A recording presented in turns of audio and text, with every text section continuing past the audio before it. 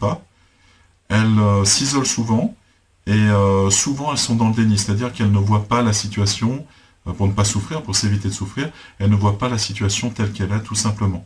Voilà, donc elles se coupent un petit peu de leur ressenti, et elles sont dans le déni de cette situation. La plus grande peur de ces personnes-là, c'est la panique. C'est paniquer parce qu'elles ne savent pas comment gérer, elles sont vraiment en panique. Et on voit ça souvent chez les personnes qui sont agoraphobes. Donc elles ont la peur de la foule et on voit des fois elles n'osent pas sortir ou elles veulent pas être avec dans des lieux où il y a pas mal de gens, etc. Voilà, donc ça c'était la blessure du rejet, et c'est vraiment les caractéristiques principales de cette blessure-là. Deuxième blessure, selon Lise Bourbeau, c'est la blessure d'abandon. Alors comme son nom l'indique, c'est une blessure qui est souvent liée au fait de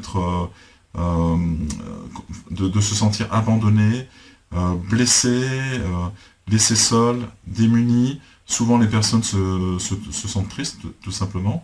Dans ma famille, j'ai eu justement quelqu'un qui était un petit peu comme ça, donc c'était vraiment la blessure d'abandon. Cette blessure est éveillée en général par le parent du sexe opposé, donc